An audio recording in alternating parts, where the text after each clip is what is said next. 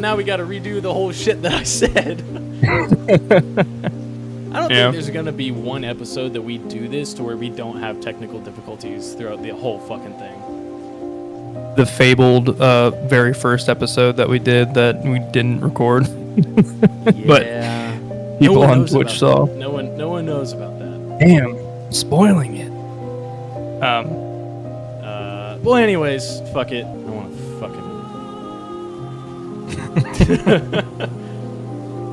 We're just talking about ourselves a little bit, just to give y'all a little insight of what the hosts are going through. Yeah, what we think and what we want to talk about this session.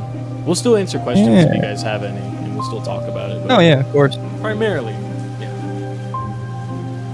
Okay. But back to your question, sir. Back to my thing. So yeah, no, just like being that kind of safe adult, like not just with my interests, because I have like a fuck ton of superhero shit that I could have for my younger self, and you know, the kind of progress I've made as a human being, it would be pretty important to little me. I felt like I never really could like stand up for myself. I feel like I was kind of pushed around a lot as a kid, physically by like other kids, and then just like mentally by everybody, pretty much. So like standing up for myself, getting a little bit more of a backbone.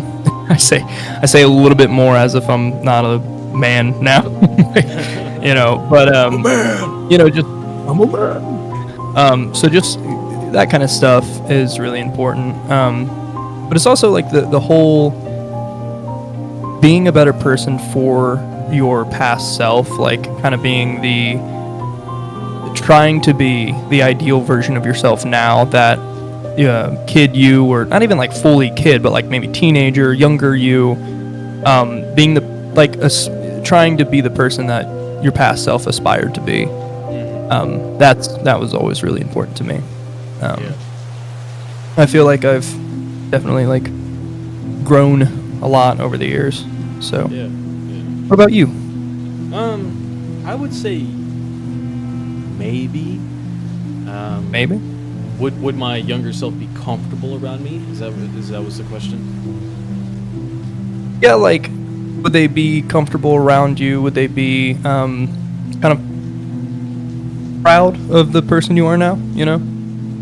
Yeah, I would say, yeah, probably. Good.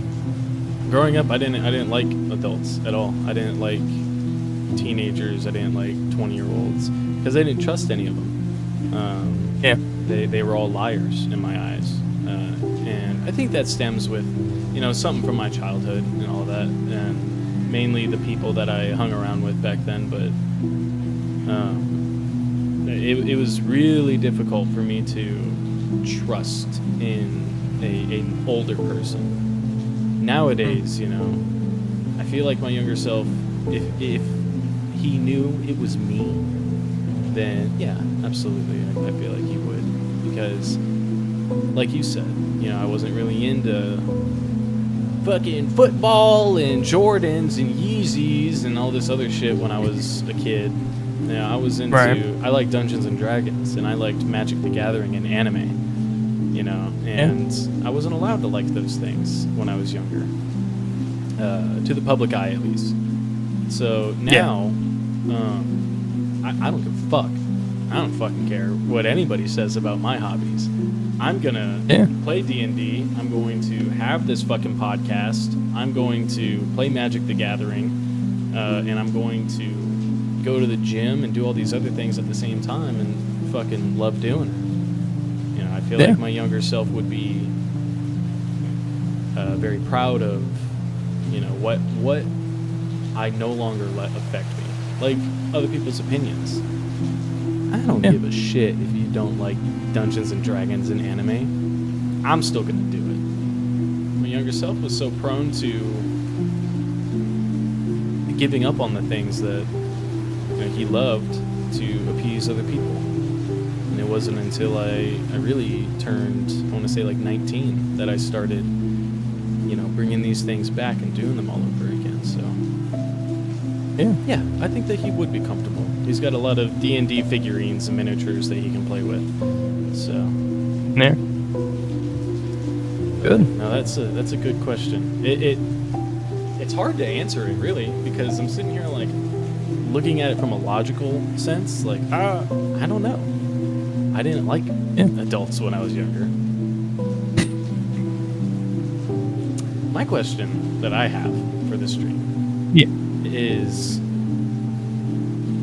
why do I feel so alone, like while I'm here, really anywhere, but I'm receiving so much love at the same time, but I still feel so lonely and unloved? Yeah. That's my question. I feel like a lot of people can relate to that as well. Oh yeah. With me being here in South Korea, it's a little bit harder for me to accept it at face value because I'm not face to face with somebody. I'm over the phone, and it's really easy to say shit over the phone, and compared to in person. But this is kind of a question about me that I wanted to ask you directly, and then I can give my thoughts afterwards. But why is it that a lot of the times people feel really alone when they're receiving that love? I feel like that kind of stems from, the wall that you've put up because you feel like you don't deserve it. Really? Whether you've come to that conclusion yourself or someone else has drilled it into your head that you don't deserve that praise or that love, or, don't let yourself get a big head and all that kind of stuff. I really do feel like it's just like the emotional wall that we've kind of put up. Trying to like maybe not like protect ourselves, but just like trying to ground ourselves, but it goes too far, like trying to stay humble and stay, because like I said earlier, like I've always been bad at taking compliments, but people say them for a reason, See, when I hear that, I'm like, but they could be manipulating me at the same time. That is very true. It's like, oh, you miss me so much and you want me to send you some stuff from South Korea? Yeah, you want some shit from South Korea is what it sounds like. It doesn't sound like you miss me. There's this whole thing that stems, I think a lot of military can agree with this. It's really hard to accept the love when no effort has ever been made to show that love, right? So before I was in South Korea, I was in New Mexico. That's across the fucking country from Ohio. But I took leave and I used my own money and I used my vacation days to go to Ohio and spend time with friends and family. But not once did anybody ever come and visit me. Right. Not once. I even had some friends that were in New Mexico, very close, but they couldn't take an hour out of their day to come to New Mexico. And they were like, or come to where I was in New Mexico. They're like, oh, we missed you, sorry, we still miss you so much, and we can't wait until the next time you come back to Ohio. And it's like, well, you were fucking here, bro. If you wanted to see me that bad, you could have. Right. And I feel like because of shit like that, the effort that hasn't been put in, I just don't really believe it when people say how much they miss me or how much, they love me. That's true. That's a fair kind of thing. But what you said about, well, they could be trying to manipulate me, that's the wall I'm talking about. That's the fuck feeling like you don't deserve it. I caught ya. And I feel like if they're an hour away, that's a lot different. I feel like I would come and visit you if I had the money and the time. Yeah. Like, that's another factor that you don't always think about because it's just more of like an emotional thing of like, I'm upset, so it clouds your judgment of, either people got like their own like life events going on, or they really actually do want to come see you. But for me, I'm broke as shit all the time. That's why I also don't expect that my friends who are broke as shit to spend, $600 and come and see me. That's not what I Right. expect at all. But I think the people guys that were an are, hour like, away could've- yeah, the guys that were an hour away definitely could have, or the guys that are, Right. going to Europe every other week, they could definitely Right. afford it, because I see them. It's a whole thing, but I feel gross for complaining about it, but I feel like I'm justified. But at the same time, in the back of my head, I'm like, Adam, you need to shut the hell up, because you don't know what could be going on in somebody else's life. But Yeah. then I'm like, no, fuck that. The reality is they don't care enough about me. It's just like a back and forth kind of thing. Yeah. How am I supposed to navigate this shit? Taking into consideration everything that you were just talking about, like trying to come up with a conclusion is hard when it's, like the emotions are clouding your judgment, but also the logic of, maybe they can't, they do, but they do like want to come see me, but like they can't. I think just like trying to take inventory of maybe not like a tit for tat kind of thing, like, well, what have you done for me lately kind of thing, but if it really does outweigh like the effort that you're putting in, if that outweighs the effort they're putting in, then there's probably a problem there. Yeah. Yeah. Yeah, that was the extent to my question, though. That's all I had, pretty much. And I did get some clarity from it. Something like goes wrong or whatever, it's you failed. There's like some bite to that word that like I feel like a lot of people are afraid of. Glockenspiel. I don't like that word. I think that's a rough word. I don't even know what it means. That's an instrument, I think. Oh, okay, hope so. Yep. Like Deutsch is a very tough language. I don't know why I'm going off on this tangent now, but I mean, liked the way that you tangents are worded fun. Yeah. I had a question from the last session that I heavily correlated with myself, and I wanted to get your opinion on it. Okay. Is there a version of yourself you lost while loving the wrong person? Do you still mourn them? Damn. Yeah. Do I still? Well, hold on. Do I still mourn the version of myself or the person that? The version of yourself. Version of. Okay. You want to go first? Nah, man, you go. You sounded pretty excited about it. You want to go first? Oh yeah, I'm gonna talk for a while, so you go Oh, okay. first. I feel like it's okay to mourn. Like there are some aspects of myself that I wish I could have kind of kept. But I feel like every experience that changes you as a person, you're just supposed to go with it. Whether that be a romantic situation or something with like maybe you had a bad friendship or something like you failed at something went wrong. I feel like all like the detrimental experiences that you have, you're kind of supposed to go through to grow as a person. And there are, of course, there are some aspects that you wish you still had. Like I have 10 times more trust issues after being with like in certain relationships and do you like MF Doom? This is going along with it, but do you know MF Doom? No, what is that? He was a rapper. He's like Dr. Doom themed. He talks a lot about like Marvel stuff. I really liked him. Mm-hmm. But he has a song called Fancy Clown, and there's a certain lyric in there that was a teenage love that didn't feel no hurt yet. That line always kills me a little bit because I'm like, damn.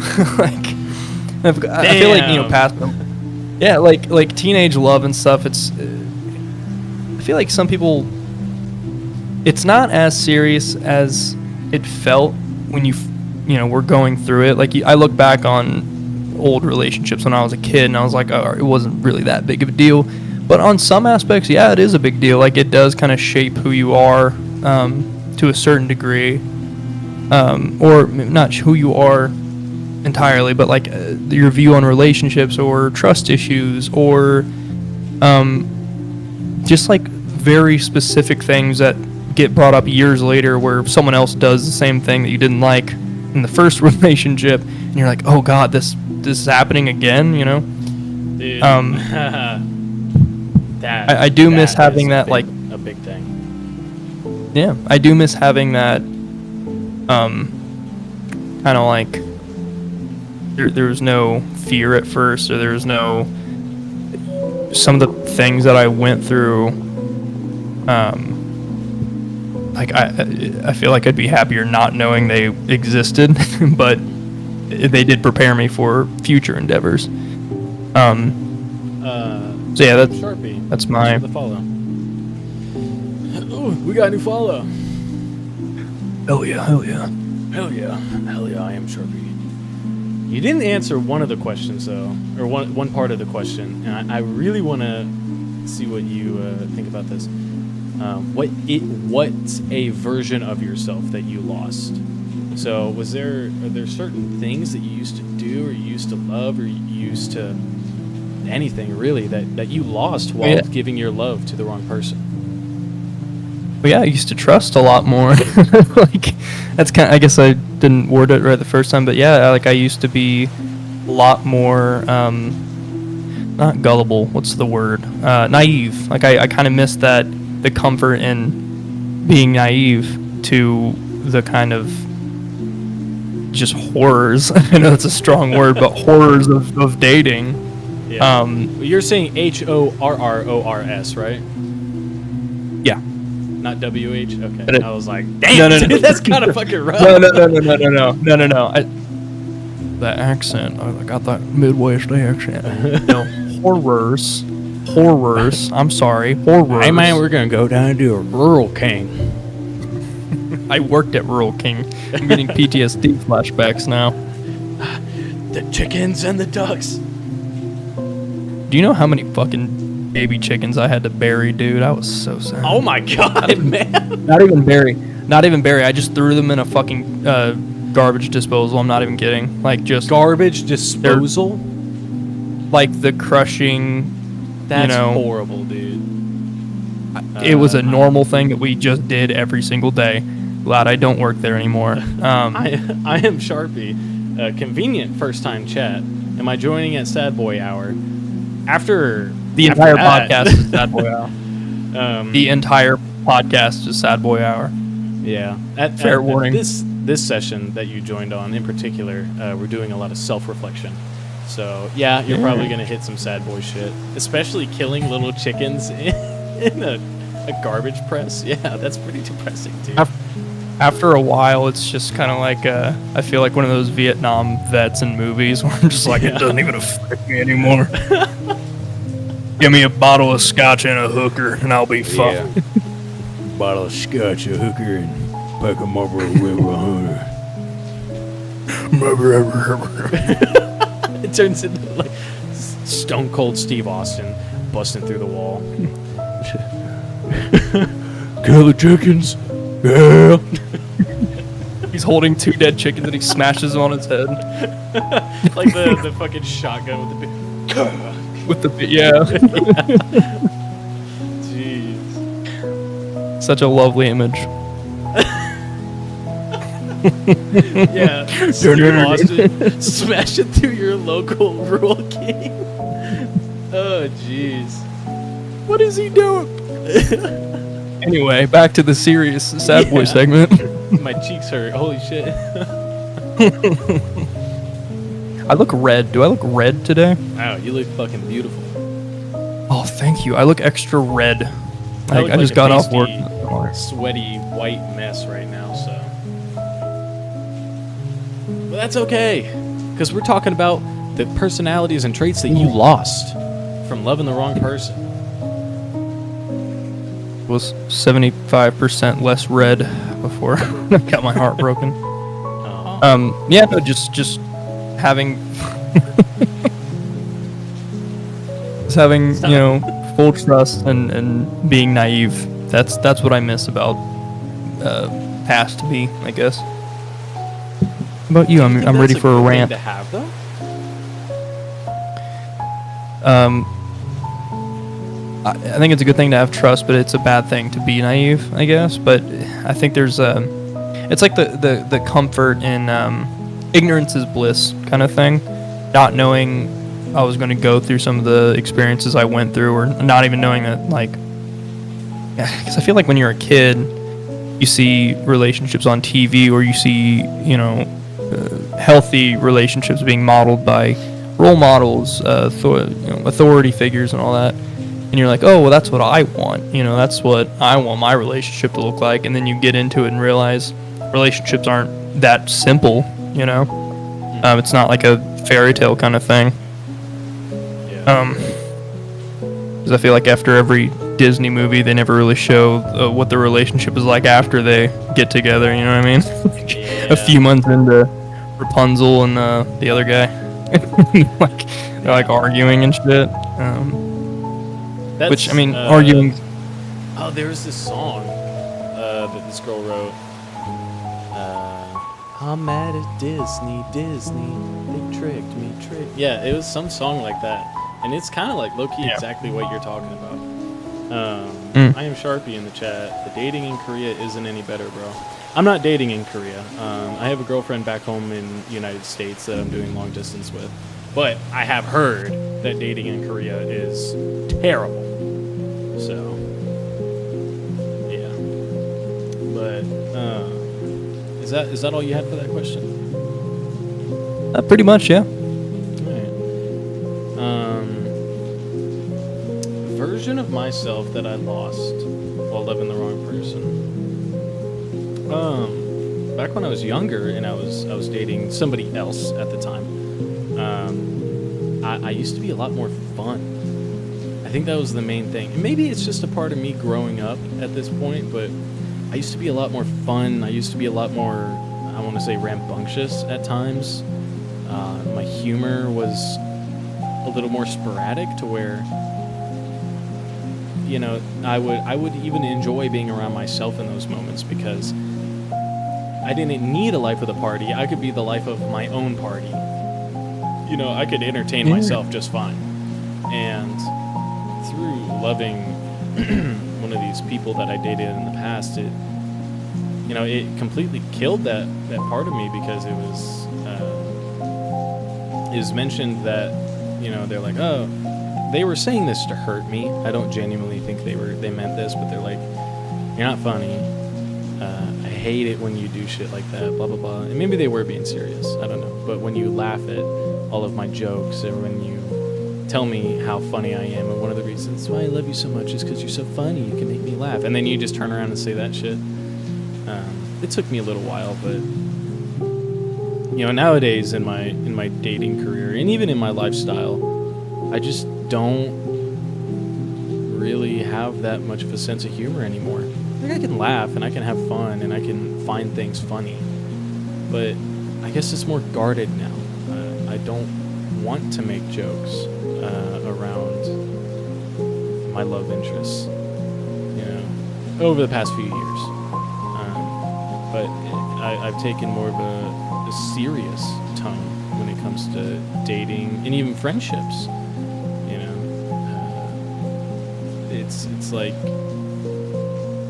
being the funny friend is cool and all, and then some shit happens and you're not the funny friend anymore, and you see who really values you for what you offer and all that. So I appreciate that person for absolutely fucking my brain up, because it helped me realize who's really in my corner.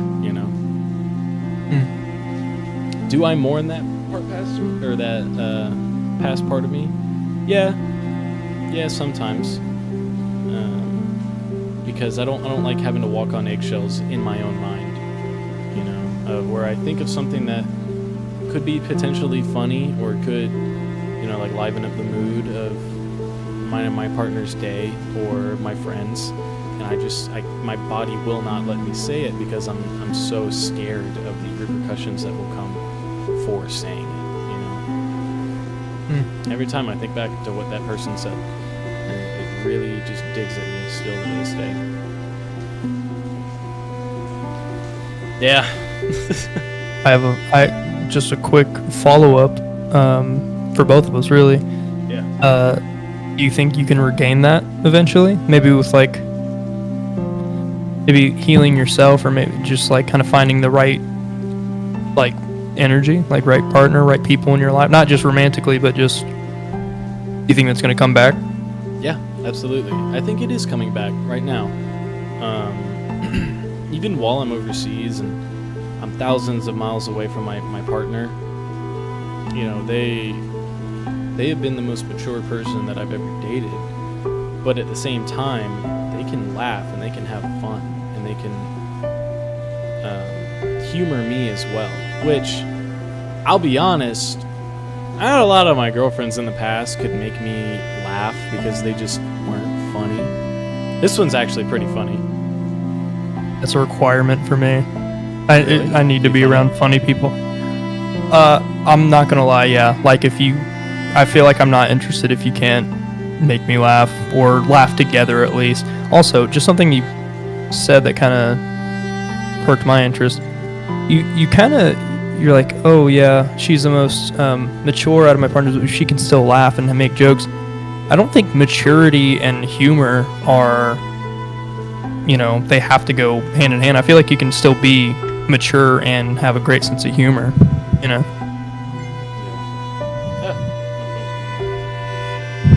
that's, I would agree.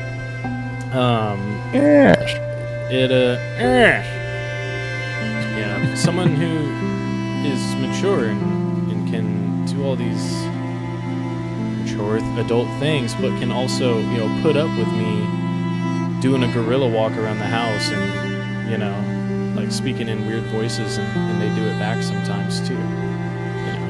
Main thing about my current girlfriend is that she's just kind of an asshole, and her attitude is just really, really funny to me a lot of the time.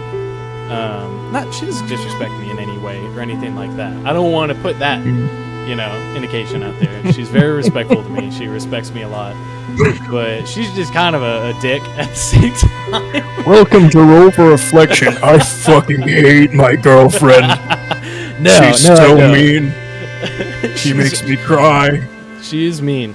No, she's a wonderful person, and she is so fucking funny too, because of her little attitude that she's got. And I feel like that was something that was missing from my life, and it's helped me heal a little bit, because I look at her and I'm like, she's not afraid to show me these things and be the way that she is, and it's helped me kind of shove my comedic value back into myself and in the relationship, and coordinate it back slowly.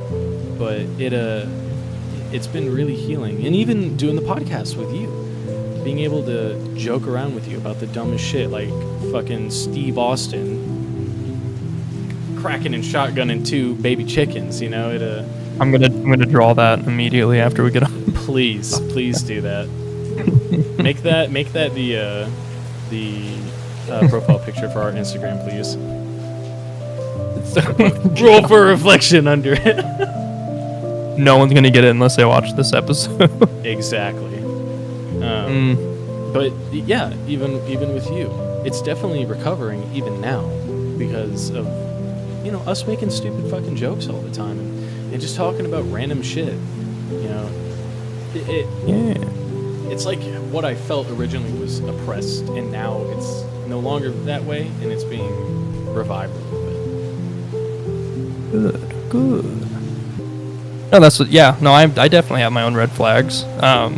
It is like that kind of thing attracts, but I don't know, man. I don't think I've ever made anyone think I'm going to stab them, but I know what you mean. So, question being, I'll read it again just in case there's anything else you want to add on. Do you ever hate yourself for the things you accepted in the name of love? Because I let somebody break me in ways I swore I'd never allow. Is there anything else you want to add on? I don't think hate myself is necessarily the word. I just think there are certain relationships that I get out of where I just feel dumb, where I'm just like, God, why did I let that go on for as long as it did? Or why did I not clearly state my boundaries or state something that just was upsetting me in general. But I definitely can see, certain examples of, hating yourself, because it is such a serious, like, vulnerable thing. I am done. That's a good answer. Am I done? That's a good answer. I am. Yeah. For me, I have a story behind this one. Don't judge me. I was 19. I was in love. I was stupid. I already don't judge you. There's this girl that I dated in New Mexico, and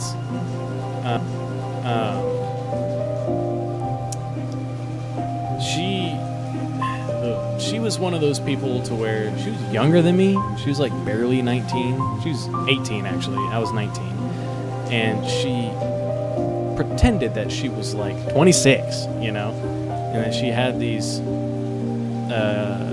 such adult viewpoints and ideas on everything. And she would remind me constantly about how she's much more mature than me because the female brain develops faster than the male brain. Shut the fuck up, for one.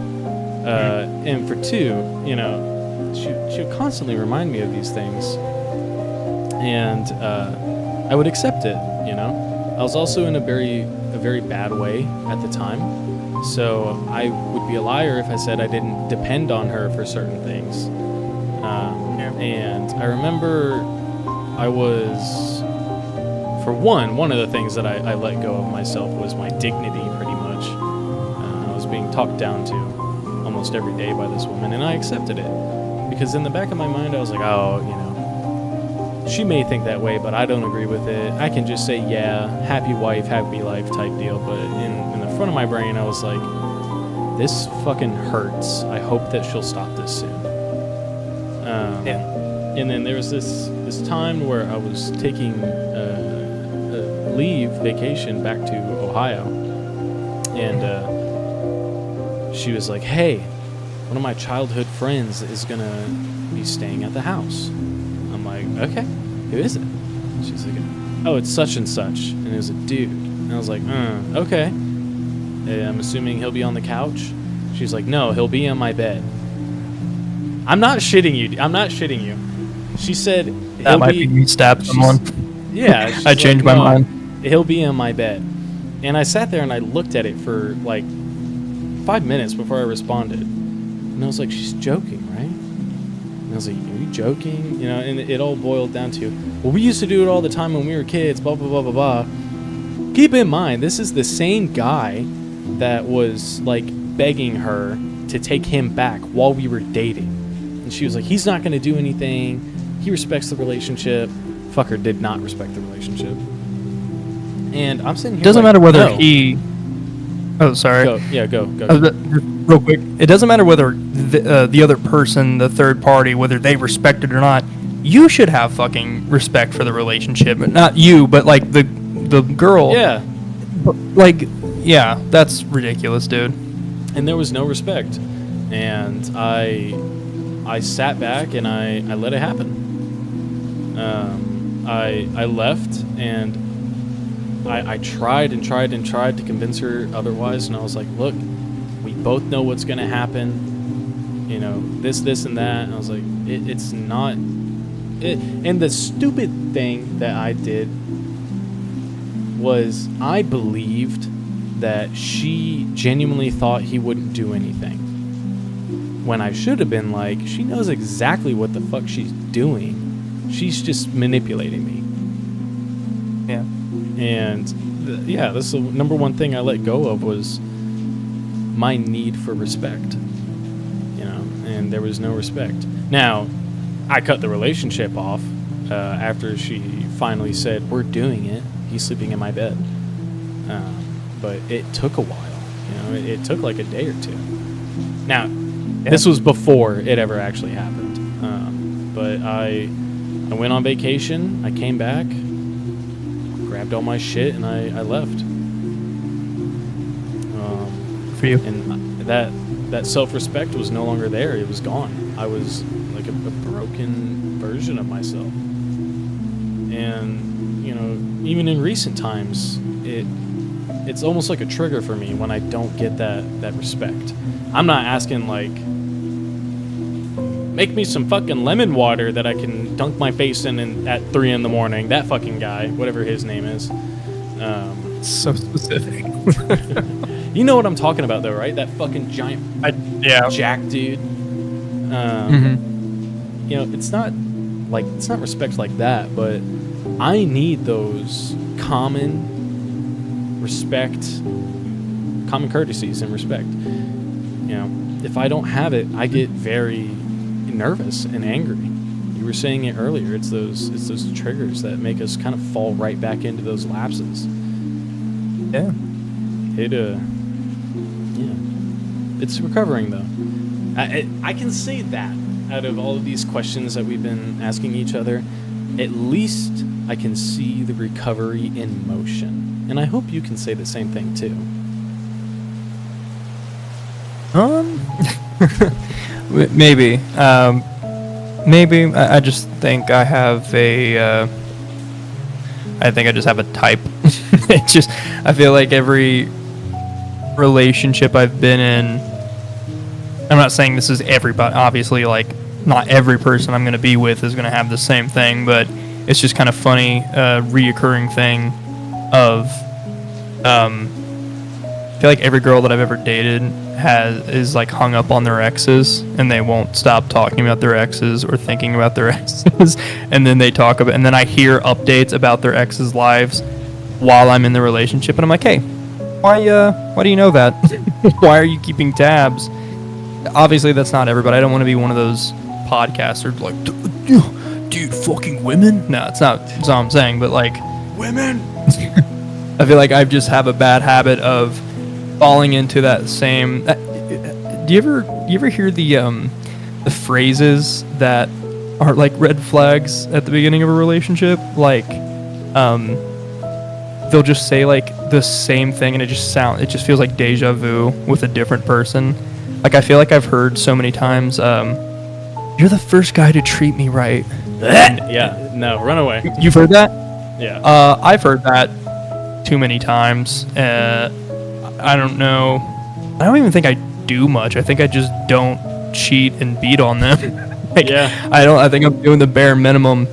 And then with certain people, I'm not going to say everybody, but like certain people, they just kind of get used to dating a certain type of dude or type of lady or whatever, and then they find someone who, I'm not going to sit here and say I'm stable or anything. Like I definitely have my problems and my hang-ups and everything, but I'm not to the extreme that they've described their past relationships. I feel like they kind of get bored in the monotony of a normal, healthy relationship kind of thing. Again, I'm not saying I'm completely healthy, and I definitely have my problems, but I feel like some people do get bored when they don't have that kind of drama in their life, I guess. I used to feel that way. Back when I was dating very toxic people, I used to yearn for that toxicity because I wasn't mature enough to find, not saying that you aren't mature, but I wasn't mature enough in my own mind to find the joy out of the little things. Yeah. I think it's the personality first, and then the red flags come, and then you're already hooked on the personality. Yeah, and you're like, well, no, that's true. I still want to see where this, because it's not like they're talking about that kind of shit on the first date, right? Like it's like a few weeks or months into the relationship, and they're like, I just keep, a little bit. It's like kind of like the angler fish kind of thing, where you see the light, and then it slowly reveals like the pointy teeth. Fucking monster. The fucking monster. God. Yeah, it's hard to navigate. No, so like I can't necessarily like blame myself or blame anyone else kind of going through something similar, because it's like when you get hooked and attached to someone that you feel like you have a really close bond with, and then they just kind of hit you with I'm still talking to my ex, or like they just know shit about their lives constantly, or there's so uncomfortable. It's because dude, I don't even have a lot of exes that I like hate, really. I mean, there's a few exes where I'm very aware that I was the problem in the relationship, where I just kind of feel bad about, like, damn, I was a shitty boyfriend. Not, like, to the extent I'm talking about with, like, other shit, but, like, I'm just inconsiderate, or, you know, I just wasn't the best I could be. Maybe because I was in another relationship that kind of drained me, so I'm like, I don't feel like putting in the effort this time, and so I do feel bad for those. But, like, there are certain exes where I'm just like, Jesus Christ, like, why did I go through that? Why did I let myself, you know, be put in those situations again? And then just like you don't want to lose that person, so you don't put your foot down immediately and you go, no, I don't want to do this again. I don't want to repeat of the same. But it's like, I've dated people that feel like carbon copies of other experiences, just with a different packaging of like a different person. That's so fucking real.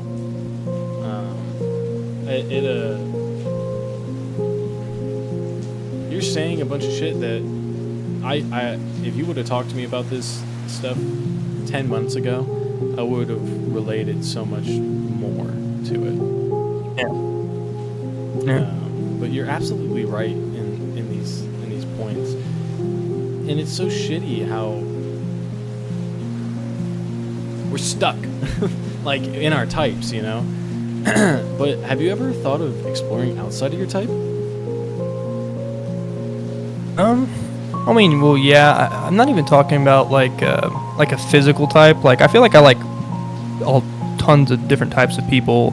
When it comes to physical, like, I like all different kinds of body types and like styles, aesthetics, and all that. But there is like certain personality traits that I kind of latch onto that kind of make me feel like they're filling in the gaps of something I'm missing, or something that I kind of yearned for when I was a teenager and I didn't really know what relationships were yet, and I wanted certain qualities and partners that I'm like, oh, this person has that, but they're also, you know, doing crazy shit on the side. Like, they like the quirky girl next door with the funny personality, blah blah blah, and then you date that person and then you kind of realize the type of shit that they get crazy. into, or they're hung up on. I'm crazy too. I don't want to be like, these women are crazy. I don't want to do that. I'm definitely not putting the impression out there that men also can't be fucking insane. Men are. I have my insane. That's just something I want to say.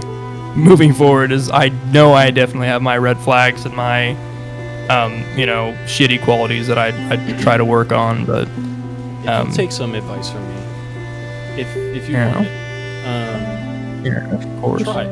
Just try. Because I feel like you are latching onto these specific types because you know that they're the ones that will accept you. I'm speculating that you think if you try anybody else, they won't want you. And that's just my speculation. My speculation is that you're not even trying because you don't want to go through that rejection. And you don't want to put all this effort out there on, you know, venturing outside of your box and having this huge personal risk to yourself and then ending up getting rejected. But I think the best thing for you to do right now is get the hell out of that type and explore other people. Yeah. I guess, like, I'm also comfortable in the chaos, like I was saying about my other exes and all that. Well, I mean, comfortable in the chaos is cool and all, but what about being comfortable in the calm? Yeah. You won't know until you try. Some of that is true.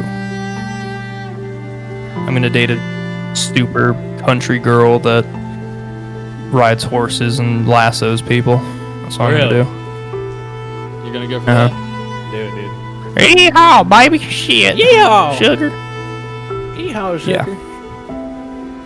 Usually that was a good fucking question, man. Country girl with lots of piercings? I like me some of that.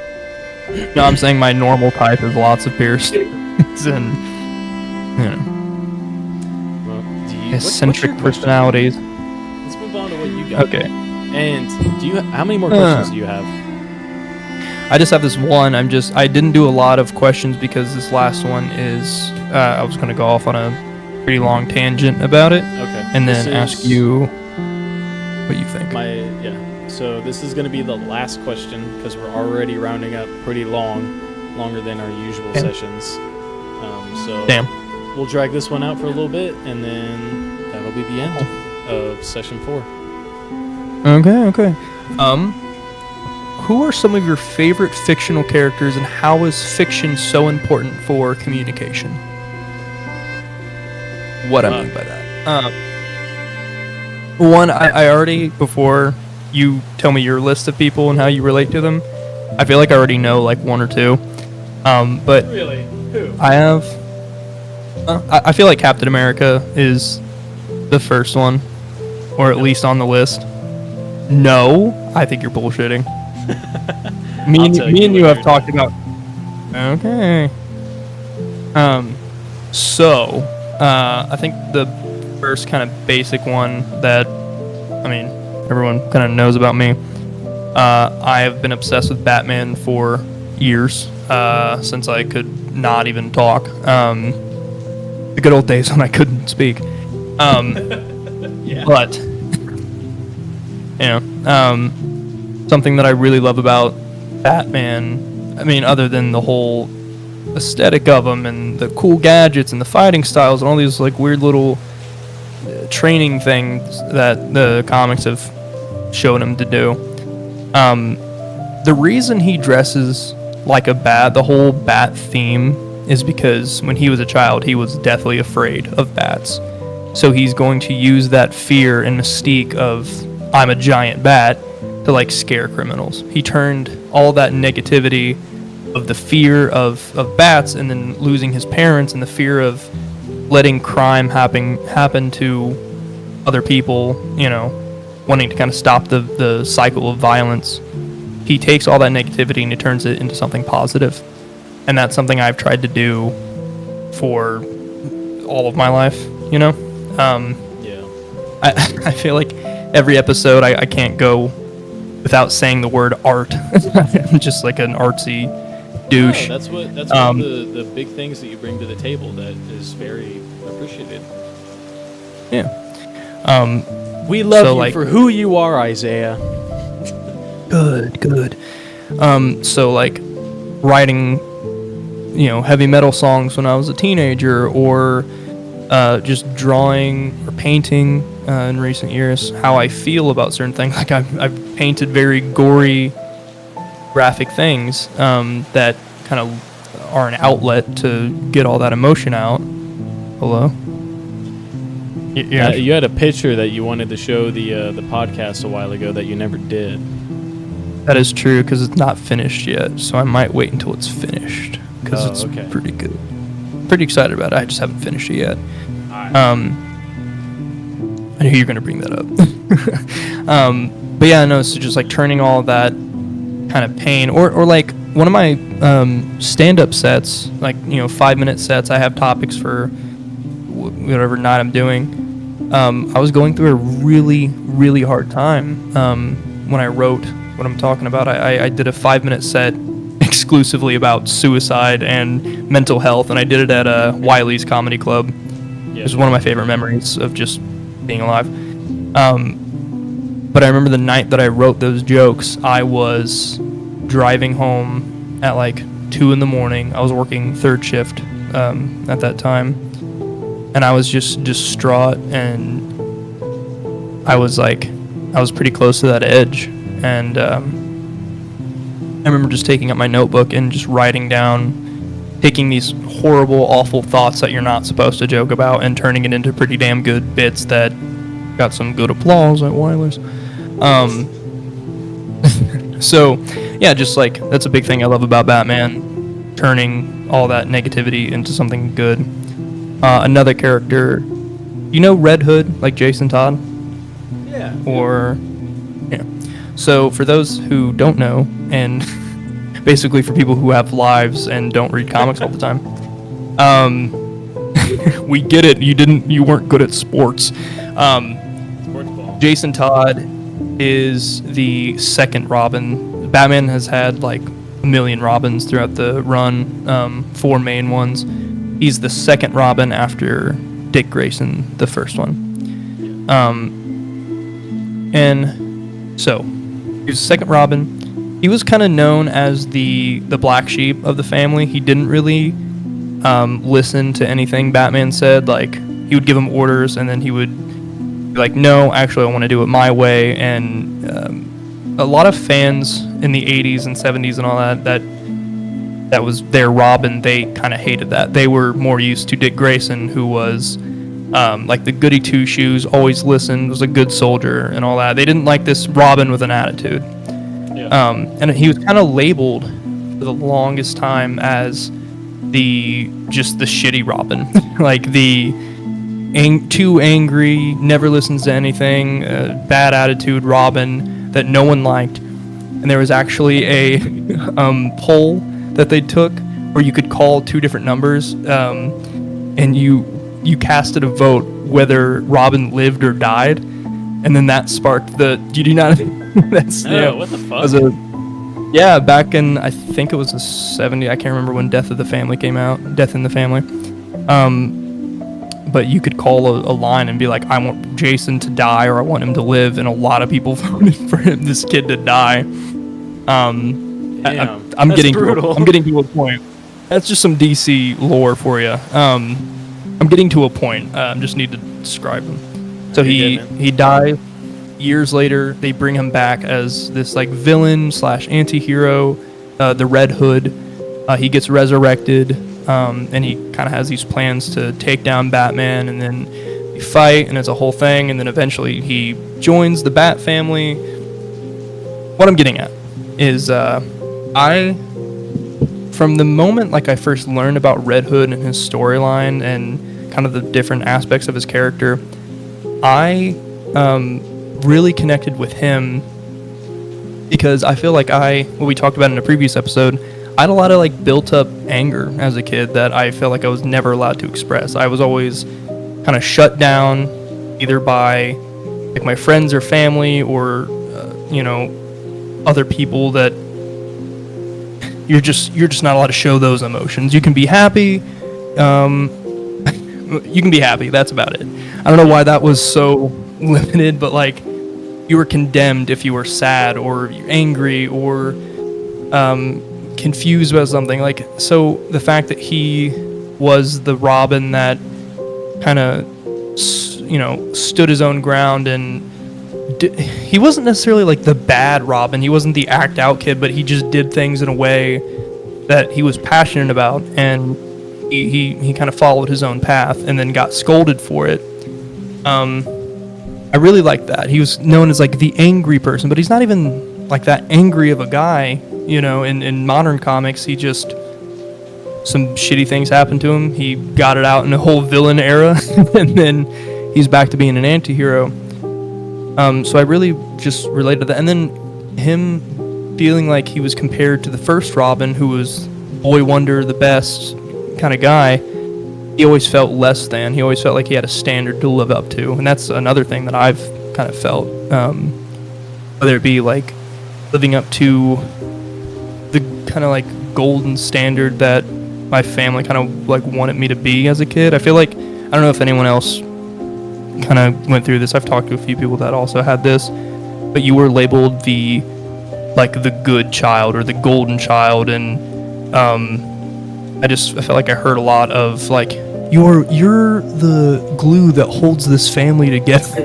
Like I heard shit like that, and I don't think they meant it in a negative way, but that, I feel like that puts a lot of pressure on like a kid. Yeah, exactly. Especially a kid. Yeah, so I felt like I needed to be good. I wasn't allowed to be angry. I wasn't allowed to be sad. I wasn't allowed to feel differently than anyone else, because then I would be weird, or why are you thinking like that? Or, kind of admired him for that. And then when he died, I promise I'm going to this is a long tangent, I'm sorry. When he died and came back to life, not only in the comic, world, but in real life, fans of Jason, they want him to have more character development and more of a story than he's the guy that died and came back. that's been like a problem for years now, that these writers don't really know how to do anything new with the character, because it always comes back to, you were the Robin that died. So him going through that traumatic experience, and just that being kind of tied to him, I relate to that in terms of, like, I didn't talk about how I felt when I was a kid because I didn't want to be the victim. I felt like people would think that I'm boo-hoo crying because I went through certain things, where I was feeling certain things that would like ostracize me from my friends or my family or just society in general. So yeah, and then like not even just Jason, but like I gravitated towards a lot of angry, misunderstood characters, like Raph from Ninja Turtles. He was always my favorite Ninja Turtle. Yeah. I really liked Kevin from Ben 10. Just a lot of characters that had a lot of angst, and even as a kid, before I was a teenager, like as a kid, I liked the angsty Dan, you know, Van. I fucking love Danny Phantom, dude. Yeah, just like those kind of characters. And then last one, and I promise I'll get to my point that I'm trying to make. There's another character, Cassandra Cain, and she is a Batgirl. There's like 3 main Batgirls. She is my favorite because her story is, her father, David Cain, was or is like one of the world's best assassins, and he raised Cassandra just knowing only how to kill. She didn't even speak any language or know what people were saying to her. She was like kind of mute, and it's not that she didn't speak English, she didn't speak just anything. Like, he didn't talk to her as a kid, he just abused the fuck out of her, taught her how to kill, taught her just her mission, and then showed her no love. And then after her first kill, she was like 8 years old. She kind of like saw what, kind of like realized what happened, and then she was so terrified that she ran away and lived on her own. And when she discovered Batman, like who Batman was, she started worshiping Batman and having the same values as him, like really like respecting life. Like there's this panel, like she doesn't want anyone to kill after she killed when she was a kid. She just has that moral compass of like no one has to die. There's this panel of these kids like throwing a rat up into the air, and then like watching it just fall and drop and break its neck. Gotham kids are fucked up apparently. She swoops in last minute, catches the rat, pets it, and lets it go, and she starts scolding all the other kids. So it's like not just like people, but just like animals like that. So it's something small, and a lot of people hate rats and mice and all that. What I'm getting at with Cass is, I also, not everything obviously, but I also grew up with some shit rattling around in my head that was taught to me by other people that like when I look back on it, I'm just ashamed. And I really shouldn't be ashamed, because I was like 7, 6, 5, like I was a little kid who didn't know any better. But like I was taught things that were just fucking crazy. Like my grandparents would just tell me weird shit that you're just not supposed to tell a kid. Like I remember my grandma would just randomly say shit, just like, yeah, marriage should be between a man and a woman. Gay people are immoral, and They're going to hell. Yeah, or like, hey, lock your doors when anyone who wasn't white walked by the car, or just all this horrible shit. And not just like authority figures, but like growing up with kids. I feel like we're same generation. There's a lot of like sexism and homophobia, and it was like the worst thing ever if someone thought you were gay or something in school. Like it was an insult to think that kind of shit. I give myself a little bit of a pass because I was a literal child, but you just learn that horrible shit growing up, and then when you start to get your own experiences, you stop listening to everybody else and you kind of get a mind for your own. You think back and you're like, why did I think that was horrible? Like I don't think that, and I shouldn't have thought that before. And some of these people have taught me horrible things. I want to learn how to think for myself. I want to become my own person. And that's what Cassandra did. Like, she ran away from her assassin father and started, like, being her own person and learning how to kind of restart her life after spending her entire childhood being taught how to do awful things. Yeah. So, all of the nerdy shit out of the way, what I'm getting at is all those fictional characters that have these fantastical worlds and all these storylines and stuff. It can really communicate a lot about yourself, and fiction in general, or it doesn't even have to be fiction, but just storytelling in general is a good, like, Trojan horse into getting like your perspective to other people without feeling preachy. Like, you know, you're not just going to listen to some guy on the street preaching at you and, well, here's my morals and here's why you should have these same morals and all that. Kind of breaking down the walls of people's mindsets, you know, breaking down the defense of, like, I don't want to listen to anybody else and here's how I live my life, through storytelling or through, you know, like, just like something they want to listen to at first, and then they kind of get the message in while they're being entertained. I just think that is something that is really important, like, just communicating those messages. I have a second part to this, but I also want to, I've been talking too long, I want to hear what you have to say. Like, what are some of your characters that you kind of relate to? And Number one, Geralt of Rivia. I knew you were gonna say that. I knew you were gonna say Geralt at least. The reason being, I feel like Geralt is such a hard person to try and relate yourself to, considering the setting in which he's in. But I've always liked him as a character because of the self-loathing that he has for himself and his species, if you can call it that, but because of what he was turned into. But at the end of the day, he realizes that there's nothing that he can do about it, and he's just gonna do his job and have fun while he's alive. And the growth that you see from his character, from like the first book to I think the sixth book, you know, it's really cool to see him grow that much as a character.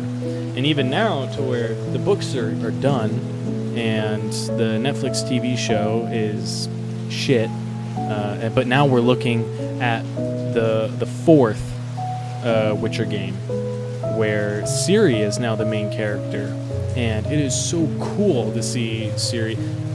First of all, if you're one of those fucking guys that's like, oh, Ciri can't be a Witcher, she's a girl, shut the fuck up. Jesus.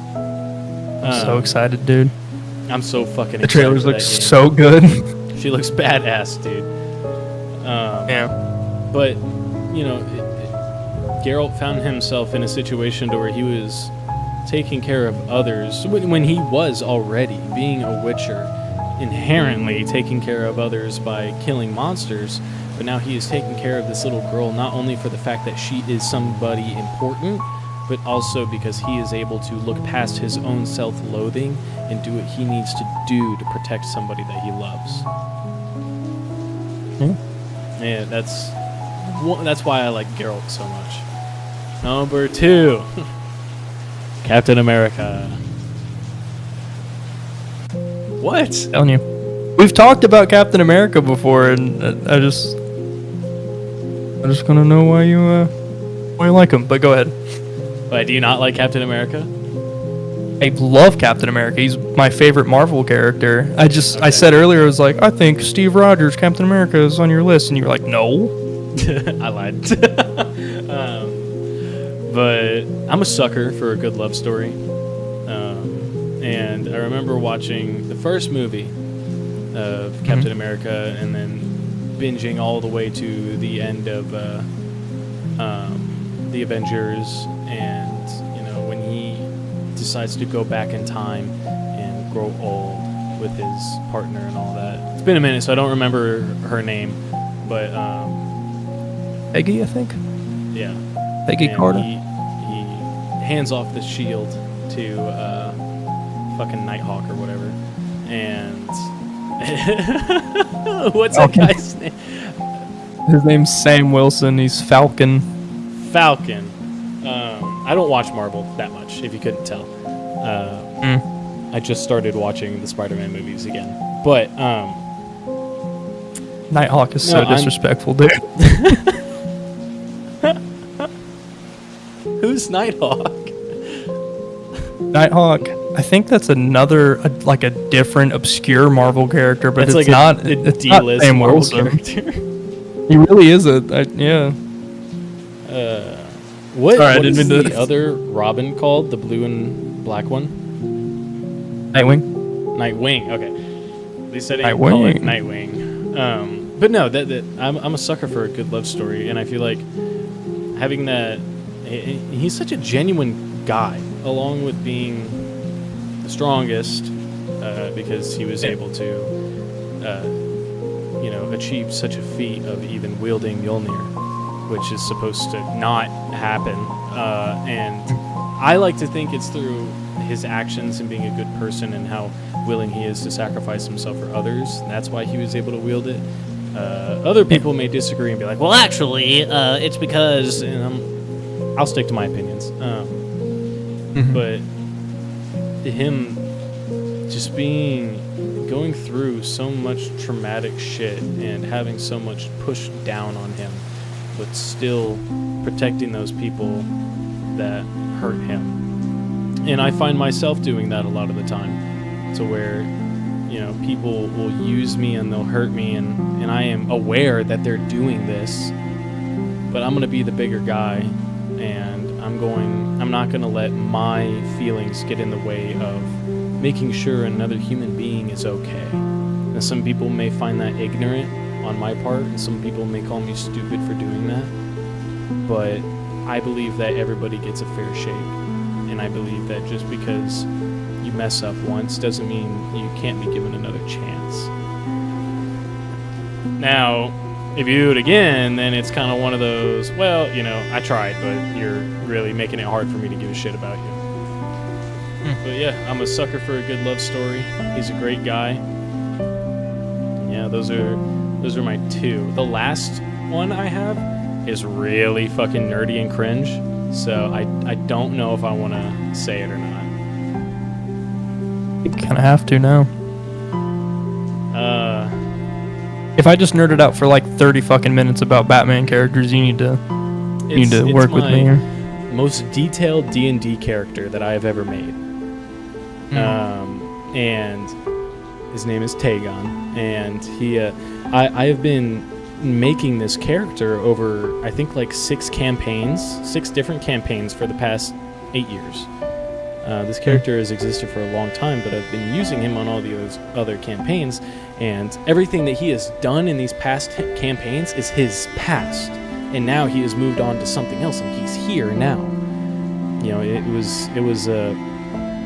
He's got years and years and years of lore behind him, and the thing about him is he started off being controlled by me, a 15-year-old kid, and then he grew alongside me, and he grew into this person now that, it's like my pride and joy of a character. The moral compass of him is extremely far beyond my limits, but this is pretend world in D&D, so he doesn't have the problems that I have. He has a vampire queen, and blah, blah, blah, blah, blah. Choose between being a vampire or saving your kids, shit like that. And the fantasy and the fiction of all of these characters, I think that I latch myself onto, is sacrificing themselves for the betterment of others more than themselves. I'd much rather see somebody else have a good day before I have a good day. And some people will call me ignorant for that. And I understand why. But I feel like if everybody at least tried, then they would understand where I'm coming from. Yeah. That's it. That's my list. two things. One, I'm really glad you shared that because it's kind of going into the second part I wanted to talk about, and then we'll wrap things up. But two, I don't think you're ignorant for wanting the betterment of, of someone. I just think it's. I wish you also could have the capacity to do it for yourself as well, because it's like it's great that you want to help others and lift other people up and all that, but you're doing yourself a disservice by kind of letting you let yourself get the short end of the stick kind of thing. I feel like in an ideal world, like you said, it was like a fantasy thing where the moral compass is higher and all that, like you have this like the ideal self kind of thing. I just keep bringing that up. I want you to find a way to like be able to help others, but I don't want you to like degrade yourself in the process, which I know it's a lot easier said than done, but I care about you, and I care about you too, buddy. I care about you, buddy. And I feel like it is achievable. It's you just haven't found it yet. That's a big problem with a lot of different things. It's just like there are ways to solve problems, and there's a certain way to do things, but you feel like they don't exist. They do exist. You just have to find it eventually. I think people call me ignorant because I help a lot of people who betray my trust, who betray me a lot, and I'm kind of just helping them become a shittier person, by fueling the way that they feel. But I've always tried to be an optimistic person about this sort of thing, but if I'm in any way helping this person, then maybe they'll come around and realize one day, like, oh fuck, I was an asshole to that guy that was trying to help me. I really need to change my ways. Mm-hmm. What's the follow-up of your question? The follow-up thing, these are fictional characters, and they're in the realm of fantasy and comic books and sci-fi, all this stuff. But behind all these fake characters and worlds and all that, there are real people writing these stories that kind of transition their real-life problems into, there's some star battle in the galaxy, but like you can have that fantastical meaning, but with this underlying kind of thing of like, I'm going through this situation, let me kind of change it up a little bit, but still keep like the similar values in the story. Like the whole thing with Cassandra Cain, like, no, I wasn't raised by an assassin who, beat the fuck out of me all the time, but the fact that me and her unlearned some things that we weren't happy with, that is something that I attach myself onto Cassandra. This is a little kind of a homework for our audience, and I would love to hear, like next episode we do, or maybe you can contact us through our socials or whatever. Journaling is something that not a lot of people like to do. I feel like the word journaling kind of puts a cringe kind of factor in people's like spines. There's just like a weird amount of pride attached to it. Like, I don't want to journal. It might be corny, or I don't want to feel like a lot of people, like adults, will be like, I don't want like a diary, like a Dear Diary kind of thing. Yeah. Which I journal, but I've definitely felt like that before, where I felt corny while doing it.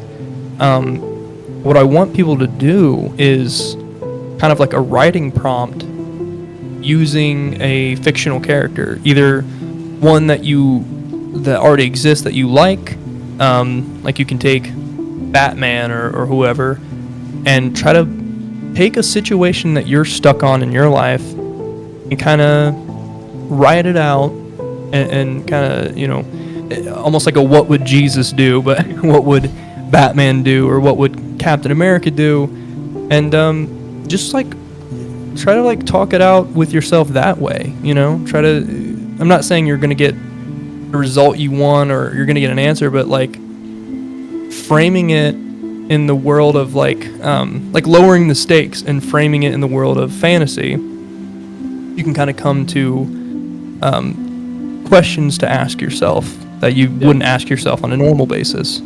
It's a weird exercise, but I feel like like I've written comic books before, and I've written comedy sketches or whatever it is, or not even like fictional characters, but I've written songs or jokes or something like that, where I'll take that pain and pent up just aggression and I kind of turn it into something like that, where I can think about it in a good way and express how I feel, but through the medium of like a poem or a short story or just anything like that. Like, I feel like that'd be a really cool exercise, and we could maybe read it out on the podcast.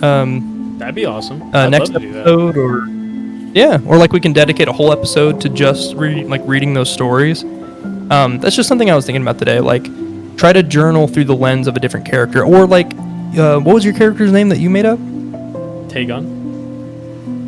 Like, you could make your own character if that helps, you know. Salmon129, thank you for the follow. We really appreciate it, dude. To add on to your little exercise, it would also be kind of cool to see people make D&D characters about it. One of the most common things that I see through my 8 years of being a dungeon master is people flood their characters with trauma and with these accidents and with these things, and they're 99.9% of the time, at least the people that I have played with, I can't say this for everybody who plays D&D and does this, they're looking for answers for these things that are happening to them in real life that they don't have to talk about, that they can portray through a character. And that's one of the amazing things about D&D, is that I would have no clue. I don't know if this is happening to them in real life. Now, as a veteran dungeon master, I can assume. So, there's a certain sprinkle of care that you have to put into making these stories with them, but it's always a good practice to. D&D is one of those games to where it is okay to incorporate a lot of your own life into your character and not have to apologize for it whatsoever. Don't be an asshole, but yeah. So what would you think, Isaiah? They could do a bit of journaling and then also maybe make a character out of it. I mean, it would fit the theme of the podcast, so yeah. And then maybe you guys in the chat could create your own little D&D party and play online. That'd be very cool. Make friends. Yeah.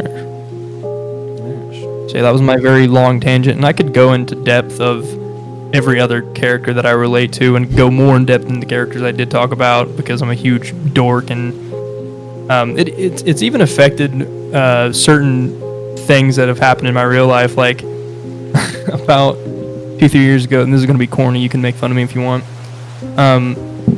2 or 3 years ago, I was buying some sort of like build-it-yourself shelf from Meijer, and I put it on the bottom of the cart, and I forgot about it, and I walked through the exit all the way out to my car, and I looked down, I realized I didn't pay for it, and the alarms didn't go off. I could have just drove home with that thing, but I swear, the thought inhabited me. Steve Rogers would be upset with you if you stole this right now. No way. And I brought it back, and I paid for it. So it wasn't even that much anyway. But the fact that I was like, and it's not just that, but it's like, there were days where I swear to God, that's the corniest, dorkiest thing I think I've ever said. But if only more really people held morals and values like that. It was just like Captain America would be disappointed in me right now. Or like, what is that thing? You better eat your vegetables, or I'm gonna tell Captain America that you did it. And the kid's like, I swear to God, that's what happened. I swear, yeah. Or just like, Batman is one of the most resilient characters ever with all the shit he's gone through. And I am like, okay, well, or Superman would want you to keep going. Batman would want you to keep going and find that strength. And it's so corny, but it's like, it's not in the same caliber, but it's kind of how some people view religion. Like, I'm personally not a spiritual person, but the like stories and lessons that you can learn from the Bible or any of these religious texts, like they do have merit to it. I personally just don't, believe in all that stuff. But like the stories and the values that you get from it are pretty cool. Yeah. But yeah, no, it's kind of the same thing. That's all I have to say. I'm sorry. No, you are I good, went dude. too long. I like it when you go on these tangents. It makes it fun. But we are rearing up on 2 hours worth of stream. This one was fun. I got some good Very answers fun. to some questions that I had. Did you get some clarity on some of your stuff? I think so. Yeah. Some of the questions that you were asking me. That's always my favorite part about these is when I walk away like questioning myself more, or looking at it from a new perspective that I was trapped on. Yeah. And not just from you, but from our audience. Like they're asking some really great questions. Yeah. For the new guys in the chat, if you guys don't know how this usually works, we'll explain it really quick as we begin to shut down the stream. You can email us any questions that you have at roll4reflection@gmail.com, all lowercase, roll4reflection, no spaces. You can go on our YouTube channel, Roll for Reflection. You could type it here in chat, and Twitch, Roll for Reflection. Or you could even go so far as to go on TikTok and ask questions through TikTok at Roll for Reflection Official. We love hearing questions from you guys because you are some philosophical motherfuckers out there, and it is really interesting answering some of these questions that you guys send in.